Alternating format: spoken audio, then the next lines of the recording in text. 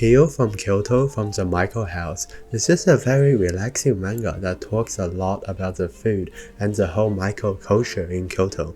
Like the manga also knows about it very detailedly.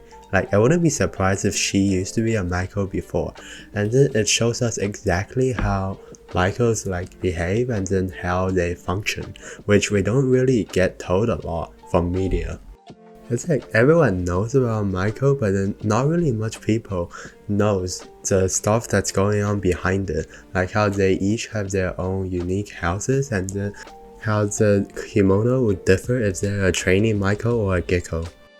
You would know all about a Maiko and then how it works. You learn like the structure, what they're supposed to do in order to become a gecko from a Maiko, and to do the whole training arc thing, while making the whole manga feel very real. Like you can feel the time progressing throughout the manga.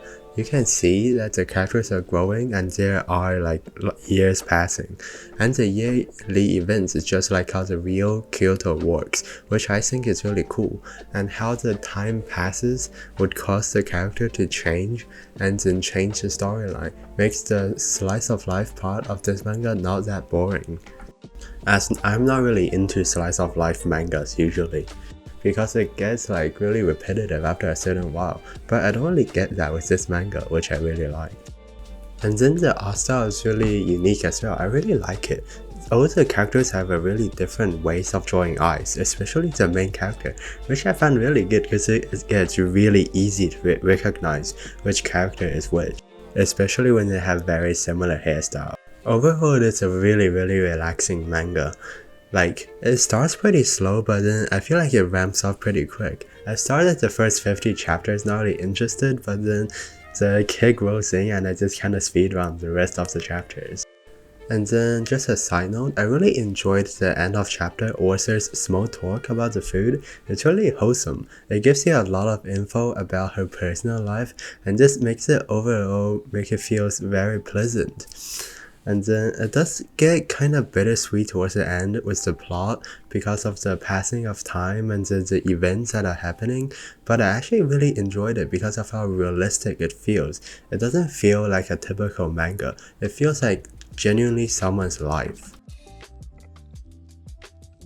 Ghost Pictures is the other manga that the author of Summertime Rendering started right after it, so you would already expect a really well polished and unique setting.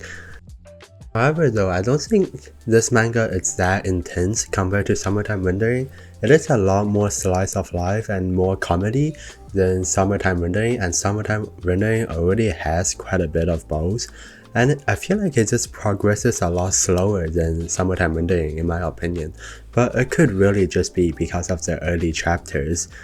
It's only have 30 something chapters at the moment. But I absolutely adore the setting of this manga. It is so unique, and then the cases that happen, it's so different as well. And then it just requires a lot of quick thinking and reaction speed to solve each case. And then the characters are super unique as well. And then yeah, that's mostly about it. There isn't that much to talk about since it's a really new manga, but if you enjoy Summertime Rendering, I feel like you would enjoy this too. Mousou Sensei, or Delusional Teacher, is the same author from Kimi no Pico Pico, which I arguably think is better than this manga. So if you're looking for more of a comedy type of manga instead of more suggestive content, then that one's definitely more for you. But not saying that this manga is bad. The overall vibes is still very similar. It's school-related comedy manga with a bit of slice of life, but this time the content is much more suggestive and horny. I mean, you can just tell from the name.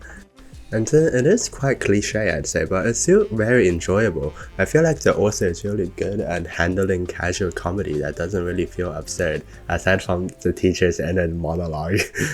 But everyone else is completely normal. This contrast is one of the main ways the author used the comedy part of the manga. And yeah, so if you like the comedy and slice of life type of manga, then this manga would definitely do for you. Just don't read it in public.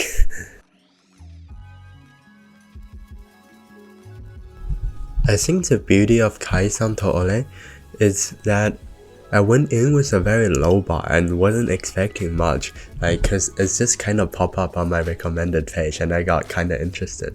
But I was like very pleasantly surprised by how good it is, despite being a short, mostly Twitter-based manga.